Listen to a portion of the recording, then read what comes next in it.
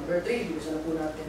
When the wine in the Bible was far different from the alcohol drink in our time. Hindi natin pwedeng ipagkumpara. Iba po ang wine sa panahon po nila sa wine sa panahon natin. Ngayon, kung mabibili natin sa supermarket, sa sari-sari store, iba po. Tulad yan, yung whiskey. Huwag na po natin i-emphasize. Yan. Beer. Yan yung ingredients niya, iba po. Yan. Oh, so God does not want us to be drunkard. In Isaiah chapter 5 verse 11, sabi dyan, sa Tagalog po, sa aba nila na nagsisipag bangong maaga sa umaga upang sila'y makasunod sa nakalalasing na inumin na nagtatagal hanggang sa kalaliman ng gabi, hanggang sa mag-alab ang anak sa kanila. Ano? Umaga pa lang, ang imbis na kape, gin. Ha?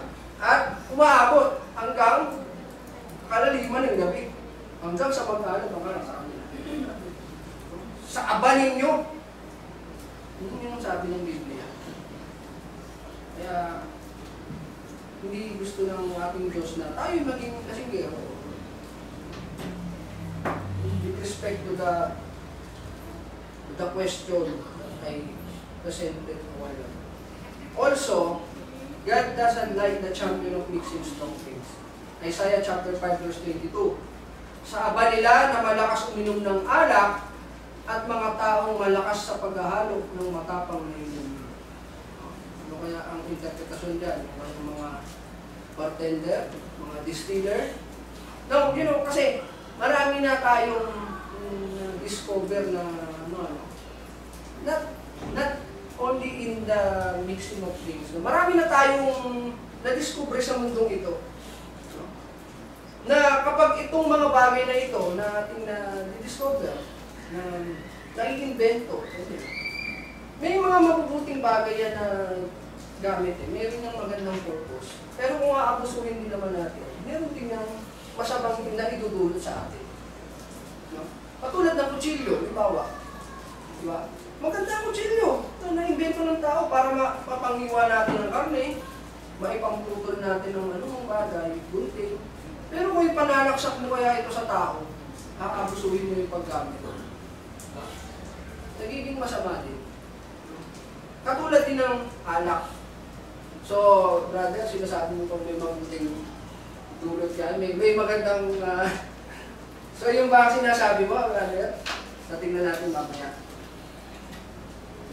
Also, God hates those who make others get drunk. Yung mga nanlalasing ng kapwa, ano ginandus yan? Habakkuk chapter 2 verse 15. Sa aba niya na nagpapainom ng alak sa kanyang kapwa, na idinadagdag mo ang iyong kamandag at nilalasing mo rin naman siya upang iyong mamasdan ang kanyang kahubaran. Kaya nga po may kasabihan Alam na, kapag may alak po may balak. Diba? Ayaw ng Diyos yan Kasi, ginagamit ng iba bilang pananamantala para makapanamantala ng kapwa. Kapag intoxicated ka kasi ng alak, maaaring unconscious ka pwede ka na mapagsamantalahan. Ay, ito pala nakalimutan ko. Payo ko, sa mga, huwag na nating yung curiosity, huwag na nating subukan. Marami tayong, lalo na sa mga kabataan, marami tayong pagsisisihan pagdating ng araw, kung tayo ay, yung mga magulang natin, maaaring masasabi rin nila ito, na marami kang pagsisisihan pagdating ng araw na nung ikaw ay naglasing. Bakit? Marami kang nasabing hindi maganda nung lasing ka. Marami kang ginawa na hindi mo talaga gusto. Kahiyahiyang bagay nung ikaw ay lasing. Kaya sabi nito, Bertie, naman, huwag mong subukan. Masisira ang buhay. Diba? Kaya sa mga bata, huwag mong subukan. Kasi wala talagang may mga bagay na kasasama ninyo. Marami kayong pagsisisiyang bagay pagdating ng araw. So how about this? Isa na po natin. Sabi natin kanina, may magandang dulot. Meron ba? How about this? Ito, sinasabi sa akin to ng mga iba. Huwag kang puro tubig, uminom ka rin. Sabi sa Bible yan eh. 1 Timothy chapter 5 verse 23. Stop drinking only water. Diba? And use a little wine because of your stomach and your frequent illnesses. So mali po na. Alam niyo, napakali ko. Well, yun nga. So may dahilan kung bakit sinasabi ni Apostol Pablo ito kay Timothy. No? Para ma-medicate yung sakit na nararamdaman mo sa iyong stomach. No? Because nung panahon nila, hindi pa naman moderno, maaari nakainom siya ng contaminated water. Nakakain siya ng maruming pagkain. Yung wine, yung alcohol, ginagamit nila as sanitizing tools. Yun ang magandang gamit. Kahit tayo eh. Alcohol, diba? Nakakapatay siya ng germs. Yun yung masasabi natin magandang dulot ito. Yun yung sinasabi ng payo niya kay Timothy. Stop drinking only water, use little wine. No? Because of your stomach and your frequent illnesses. At kung wala yung sakit ng yan mo. Yun po yung ibig sabihin nung sulat ni Apostol Pablo kay Timothy. No? It was also used for medicinal and sanitizing purposes. And lastly, example of bad effects of getting drunk.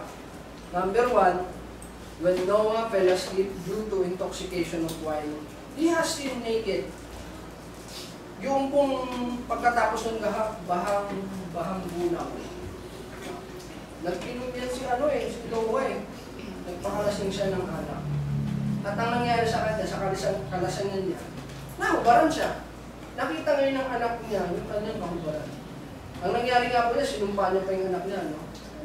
Nalipak siya naman ang may kasalanan kung bakit siya nahubaran. No? So, yun. Unconsciousness, yung hindi mo na alam ano nangyari sa'yo minsan dahil sa kalasingan. Yan yung masamang dulot ng paglalasing. Yan yung mga sinasabi ko kanina.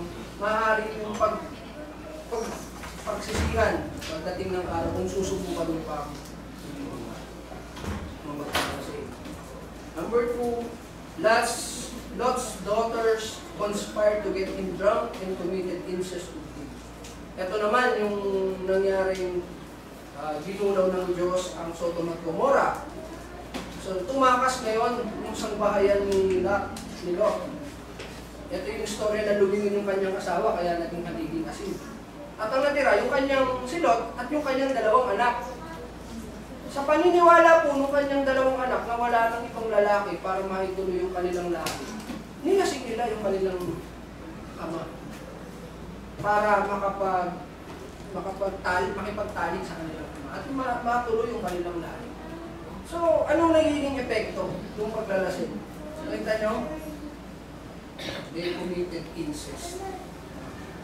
Pag sinabi kong incest, sexual intercourse between yung relatives na it is generally accepted na immoral po ito. Kahit sa batas po natin na masama po ito, yung pakikipagtalik sa kadugo mo, para mga relatives mo. No? Yan po yung example no, ng mga masamang epekto ng paglalasing. Yung mga napagdadiscuss natin sa topic. So yun lamang po. Medyo sana po ay may aral akong naihatid po sa inyo sa umaga ito.